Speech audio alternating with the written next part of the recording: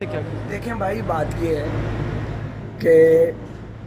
آصف زرداری صاحب نے اور شہباز شریف صاحب نے جب ابتدا ہوئی تھی تو انہوں نے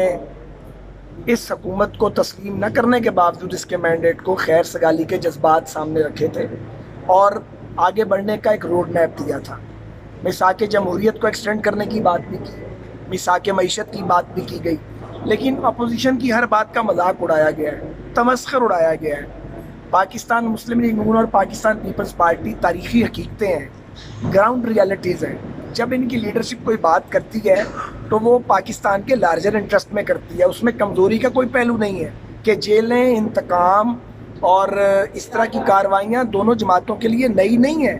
ہم گزرے ہیں بار بار، پیپلز پارٹی پہلے گزری ہے، مسلم لیگ بعد میں گزری ہے، پیپلز پارٹی بار بار گزری ہے، اب ہم بھی بار بار گزر رہے ہیں۔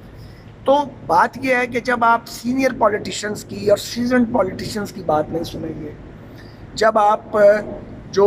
کون مشق سیاستدان ہیں اور جماعتوں کے سربراہ ہیں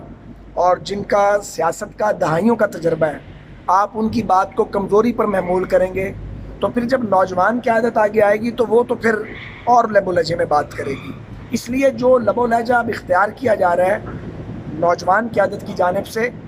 اور جو ایک ایگریشن سامنے آنے کے امکانات ہیں، اس کی ذمہ داری حکومت پر، ان کے رویے پر عائد ہوتی ہے۔ بہت مہربانی۔